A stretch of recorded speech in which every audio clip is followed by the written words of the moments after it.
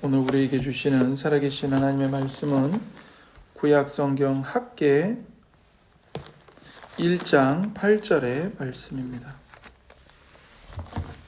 학개 1장 8절입니다.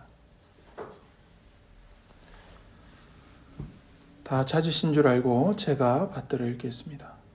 너희는 산에 올라가서 나무를 가져다가 성전을 건축하라. 그리하면 내가 그것으로 말미암아 기뻐하고 또 영광을 얻으리라. 여호와가 말하였느니라. 아멘. 오늘 복음으로 성경 읽기 스바냐에 이어서 학개를 살펴보도록 하겠습니다. 학개 선지자는 이제 주전 539년에 바사 왕인 고레스가 하나님이 약속하신 말씀대로 이스라엘 그 포로를 약속의 땅인 가나안 땅으로 다시 되돌려 보내게 됩니다. 이 모든 일을 하나님이 말씀하신 대로 이루어 주셨죠. 자, 그렇게 고향으로 이제 돌아갈 수 있다는 소식에 이제 유대인들이 기뻐하면서 이제 예루살렘 가나안 땅으로 돌아왔습니다. 자, 그렇게 약속의 땅으로 돌아온 공동체는 이제 돌아와서 보니까 모든 게 다 황폐해져 있었어요. 성전도 파괴되어 있었고 성벽도 파괴됐고 사람이 살 수 있는 집들도 다 파괴된 땅이었습니다. 그 땅을 다시 재건하는 일에 이제 착수를 했죠. 그리고 그 가운데서도 가장 우선순위를 뒀던 것은 바로 성전 건축이었습니다. 이 성전을 그들이 이제 건축하기를 원했고 그 성전을 최우선으로 건축을 해야 했던 이유는 하나님께서 그들 가운데 계신다는, 하나님이 함께 하신다는 이 상징적인 하나님의 임재를 나타내 보여주는 장소가 바로 성전이기 때문에 그 성전을 가장 먼저 다시 지어야 했죠. 자, 그렇게 이제 성전 건축을 짓기 위해서 힘을 합쳐서 유대인들이 노력을 하는데 2년 동안 이제 성전의 그 기초를 다 다졌습니다. 그런데 이제 기초 공사의 마무리만 남았는데, 하지만 주변에 있는 나라들이 유대인들이 하나님의 성전을 짓는 것을 원하지 않았어요. 그들이 성전을 지으면 그들이 성전을 중심으로 똘똘 뭉칠 것이고, 그러다 보면 자기들이 유대인들과 소통을 할 수 없기 때문에 주변에 있는 이방 나라들은 유대인들이 성전을 짓는 일을 기뻐하지 않았습니다. 그래서 이들은 성전 건축을 수단과 방법을 가리지 않고 방해를 합니다. 그래서 그 이방인들의 끊임없는 반대와 또 방해 작전에 의해서 백성들의 의지가 꺾입니다. 그래서 결국에는 기초 공사만 해놓고 성전을 짓지를 못해요. 그리고는 10년이 넘게 성전 공사가 중단돼 버렸습니다. 10년이 넘게 공사가 중단되면서 이 포로에서 돌아온 이스라엘 신앙 공동체가 가장 중요하게 여겼던 하나님을 경외해야 된다. 하나님을 섬겨야 된다. 우리 이 신앙 공동체는 하나님을 경외하는 신앙 공동체로 바르게 세워야 된다는 그들의 의지와 마음이 이제 멈춰버리게 된 겁니다. 그리고는 하나님의 성전을 짓겠다는 그들의 소원과 결단이 점차 식어져 버렸습니다. 그때에 하나님께서 그들 가운데 선지자를 보내신 거예요. 그 선지자의 이름이 바로 학개죠. 학개 선지자를 보내서 이스라엘 백성들에게 말씀을 전하게 하시고 성전 건축에 대한 소원을 다시 불러 일으키셨던 겁니다. 그런데 이 학개 선지자의 이름이 참 재밌습니다. 학개 선지자의 이름의 뜻이 뭐냐면 축제예요, 축제. 축제를 한다는 것은 기쁨이 넘치는 것이고 잔치를 벌이는 거죠. 그러나 포로에서 돌아온 유대인들의 상황은 축제를 벌일 만한 상황이 아니었습니다. 살기가 너무 힘든 상황이었어요. 그런데 그런 백성들에게 축제라는 이름의 뜻을 가진 학개 선지자를 보내신 겁니다. 그 학개 선지자, 그 축제라는 그의 이름의 뜻을 통해서 하나님이 하나님의 백성들에게 메시지를 전하고 계시는 겁니다. 그게 뭐냐면 하나님의 백성들에게 가장 중요한 우선순위는 하나님과의 관계를 바르게 세우는 것이고, 그 하나님과의 관계를 바르게 세웠을 때 하나님께서 그들에게 진정한 복을 주시고 진정한 기쁨을 주시고 진정한 삶의 축제를 주시는 분이라는 것을 학개, 축제라는 선지자의 이름을 통해서 메시지를 전하신 것이죠. 그래서 하나님은 학개를 보내서 백성들에게 우선순위를 재조정해라. 너희들이 가장 중요하게 여겨야 할 것은 바로 나 여호와 하나님이다. 너희들에게 진정한 안정과 삶의 의미와 삶의 기쁨을 주시는 분은 바로 하나님이시다. 하나님을 바라보라고 촉구를 하셨던 겁니다. 사랑하는 성도 여러분, 하나님은 하나님의 백성인 우리들이 하나님과 하나님의 성전을 우선순위에 놓고 하나님께서 주시는 복을 우리가 누리며 살 수 있도록 인도하시는 선하신 하나님이십니다. 포로 생활에서 돌아온 백성들은 고통 속에 빠져 있었습니다. 갈등이 있었고요. 이기심이 있었고요. 하나님을 경외하지 않는, 믿지 않는 이방인들과 똑같이 살고 싶은 이런 유혹이 있었죠. 분주한 일상에 빠져서 하나님을 섬기는 일은 도외시하고 그저 먹고 살기 위해 돈을 버는 일에만 애쓰고 있었습니다. 그러나 하나님은 학개 선지자를 통해서 그 하나님의 백성들에게 그들의 정체성, 그들의 참된 만족, 그들의 삶의 참된 안정감은 하나님을 경외하는 일과 관련되어 있다는 것을 말씀하셨던 겁니다. 그 당시에 하나님의 일이란 무엇이었냐면 성전 건축이었습니다. 성전은 하나님이 그들 가운데 계심을 온 세상에 보여주는 상징적인 건물이었죠. 그들은 하나님의 집을 완성해야 했습니다. 그래서 우리가 함께 읽은 학개 1장 8절에 하나님이 이렇게 말씀하시는 겁니다. 너희는 산에 올라가서 나무를 가져다가 성전을 건축하라. 그리하면 내가 그것으로 말미암아 기뻐하고 또 영광을 얻으리라. 여호와가 말하였느니라. 아마도 학개 선지자는 꽤 나이가 있어서 주전 586년에 바벨론에 의해 망하기 전에 솔로몬이 지은 성전을 보았을 것으로 추측이 됩니다. 학개는 이 포로에서 돌아온 백성들이 얼마나 고통을 겪고 있는지, 얼마나 많은 문제를 안고 있는지 직접 눈으로 보아서 알고 있었습니다. 하지만 하나님은 학개 선지자에게 환상을 보여주십니다. 그리고 하나님의 백성들이 보지 못하는 놀라운 일들을 보여주십니다. 그것이 뭐냐면 하나님께서 이 성전을 위해 예비하신 놀라운 일들을 본 것입니다. 그래서 온 세상이 흔들려도, 온 세상이 무너져도 이 성전, 하나님이 거하시는 하나님의 집, 이 성전에는 영광이 충만하고 이 성전이 평화의 집으로 굳게 설 것을 보았던 것이죠. 그래서 2장 7절과 2장 7절부터 9절을 보십시오. 2장 7절부터 9절. 또한 모든 나라를 진동시킬 것이요 모든 나라의 보배가 이르리니 내가 이 성전에 영광이 충만하게 하리라. 만군의 여호와의 말이니라. 은도 내 것이요 금도 내 것이니라. 만군의 여호와의 말이니라. 이 성전의 나중 영광이 이전 영광보다 크리라. 만군의 여호와의 말이니라. 내가 이곳에 평강을 주리라. 만군의 여호와의 말이니라.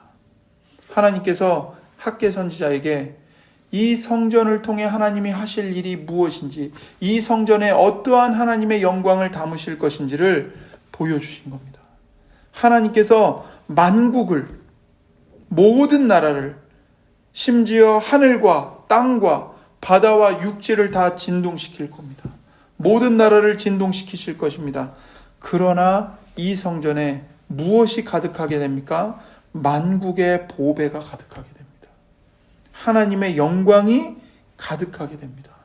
솔로몬의 성전보다 더 큰 영광이 이 성전에 임할 것입니다. 그리고 그 성전에 하나님의 평화를 충만하게 주시겠다고 약속하십니다.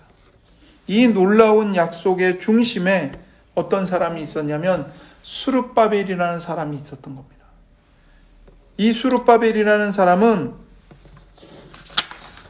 당시에 이 바사왕 고레스가 세운 유대인들을 다스리는 총독이었고, 더 중요하게는 그 수룹바벨이 마태복음 1장에 가면 예수님의 족보의 조상으로 올라가게 됩니다. 그래서 수룹바벨은 다윗의 후손이자 메시아의 조상이었습니다. 하나님은 2장 23절에서 이 수룹바벨을 인장으로 삼겠다고 말씀하십니다. 만군의 여호와가 말하노라. 스알디엘의 아들 내 종 수룹바벨아, 여호와가 말하노라. 그날에 내가 너를 세우고 너를 인장으로 삼으리니 이는 내가 너를 택하였음이니라. 만군의 여호와의 말이니라 하시니라. 하나님께서 그 수룹바벨을 하나님의 이 인장 반지로 삼으시겠다는 겁니다. 인장은 오늘날로 말하면 도장이죠, 도장. 그래서 옛날에는 이 밀랍을 녹여서 그 녹은 밀랍에 이 인장을 찍어가지고 문양을 새겼지 않습니까? 바로 그 수룹바벨을 그 인장으로 삼겠다고 말씀하시는 겁니다. 그 인장은 뭘 나타내느냐? 소유자의 권위와 권력을 보여주는 거죠. 그리고 이것이 그 소유자가 이것을 보냈다는 신뢰성을 보장하는 것입니다. 그런데 여기서 하나님은 이 다윗의 후손인 수룹바벨이 이 새로운 성전을 두고 하신 하나님의 약속들을 확실히 보장해 준다고 말씀하시는 것입니다. 무슨 뜻일까요? 실제로는 수룹바벨을 가리켜서 하신 말씀이 아니고 수룹바벨 뒤에 오시는 참된 메시아이신 예수 그리스도를 가리켜 말씀하시는 거죠. 진정한 다윗의 후손이신 예수님, 하나님의 아들이신데 이 땅에 육체로 오신 하나님이신 예수 그리스도, 그분이 아버지의 영광과 평화를 가지고 성전에 들어오시게 될 거라는 겁니다. 그래서 누가복음 19장에 예수님이 그 성전에 들어가심으로써 학개 선지자에게 하신 이 하나님의 영광이 충만하게 임하고 평화가 임할 거라는 하나님 아버지의 약속이 예수님을 통해서 그 약속들이 실현되었습니다. 그래서 학개 시대에 돌아온 포로들은 점차 사는 것이 힘들어지고 성전 건축을 하는데 너무나도 많은 적들이 방해를 하니까 마음이 식어져 버렸고 하나님의 일을 완수하는데 그 모든 것들을 포기해 버렸습니다. 그러나 진정한 다윗의 후손으로 오신 예수님, 하나님의 인장으로 오신 예수님은 오로지 아버지의 뜻을 완벽하게 완수하셨죠. 예수님의 초점과 예수님의 관심사는 오로지 아버지의 뜻을 완수하는 것에 맞춰져 계셨습니다. 그래서 요한복음 4장 34절에 예수께서 이르시되 나의 양식은 나를 보내신 이의 뜻을 행하며 그의 일을 온전히 이루는 이것이니라. 여러분, 예수님의 양식이 뭡니까? 예수님을 보내신 하나님 아버지의 뜻을 이루시는 겁니다. 하나님 아버지의 일을 온전히 이루는 것, 이게 예수님의 양식이고 예수님의 목적이었던 거죠. 그래서 예수님은 하나님의 뜻을 이루시는 분으로 오셔서 진정한 성전을 완성하시는 겁니다. 진정한 하나님의 집을 완성하시는 겁니다. 평화가 가득한 하나님의 집, 복이 충만한, 영광이 충만한 하나님의 집을 세우시는 것, 이것이 바로 예수님이 이루시는 구속의 사역인 것이죠. 그래서 하나님 아버지의 집은 이제 무엇입니까? 돌로 지어진 건물이 아니고 십자가에 못 박혀 죽으시고 3일 만에 부활하신 예수님 앞에 나와 자신이 죄인임을 자복하고 예수님께 매달리고 예수님을 믿음으로 예수님과 하나 되는 모든 신자들, 그들이 아버지의 집으로 지어지는 것입니다.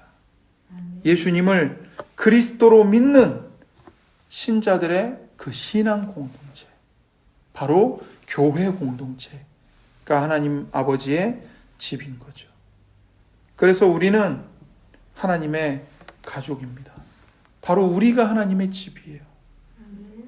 그래서 예수 그리스도를 믿는 믿음을 통해서 우리는 이 하나님께서 학개 선지자에게 약속하신 하나님의 영광, 하나님의 복, 하나님의 평화를 우리가 충만하게 받아 누릴 수 있게 되는 것입니다. 사도 베드로는 하나님께서 지금도 그분의 집을 짓고 계신다고 말씀합니다.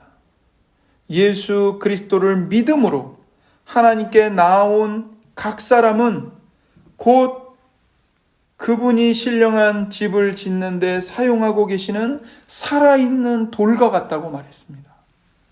베드로전서 2장 4절과 5절에 산 돌이신 예수께 나아가 너희도 산 돌같이 신령한 집으로 세워지고, 이렇게 말씀하고 있어요. 예수님이 바로 살아계신 돌이에요. 그 예수님께 나아가서 믿음으로 예수님을 믿는 우리 모두가 예수 그리스도 안에서 살아있는 돌이 되어 하나님이 거하시는 하나님의 집으로 세워지고 있는 것입니다.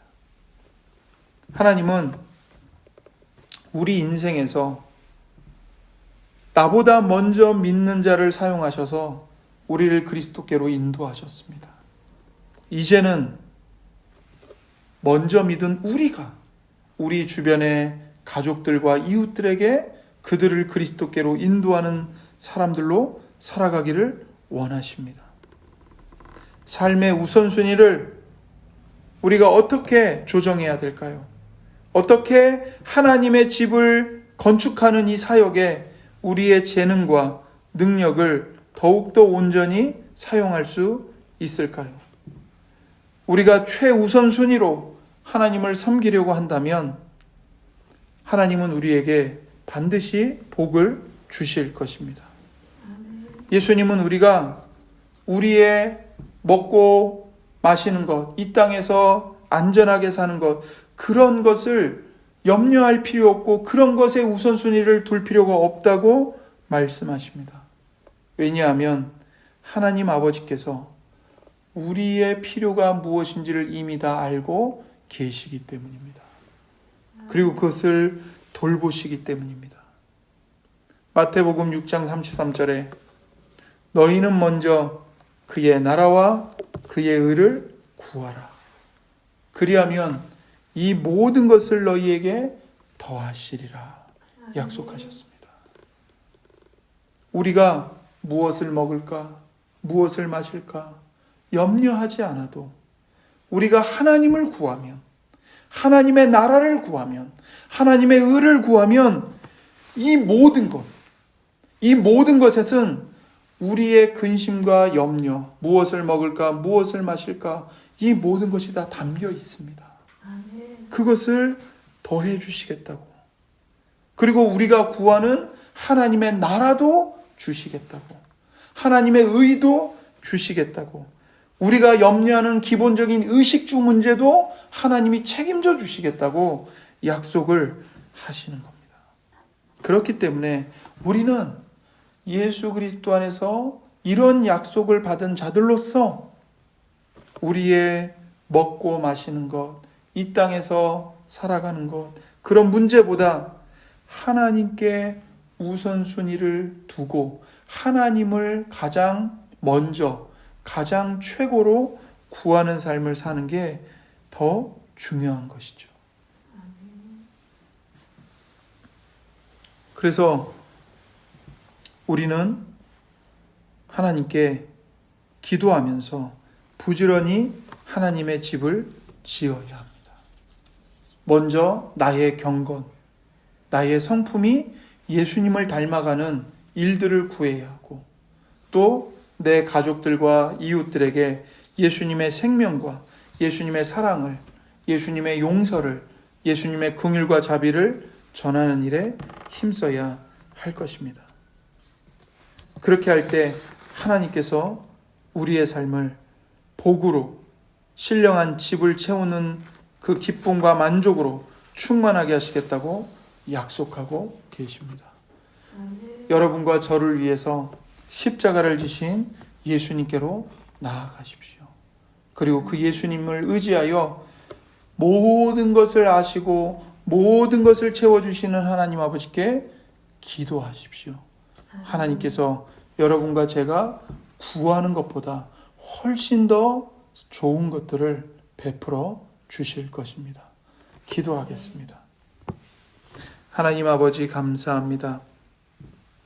학개 선지자의 말씀을 우리가 받은 대로 우리가 이 땅에서 썩어 없어질 것들을 염려하고 근심하며 그것들을 구하는 것이 아니라 영원한 하나님의 영광과 하나님의 나라를 간구하며 살아가는, 그리고 그 하나님을 즐거워하고 하나님께 영광을 돌리며 살아가는 우리 모두가 되도록 은혜를 베풀어 주옵소서. 감사드리며 우리 구주 예수님의 이름으로 기도드립니다. 아멘.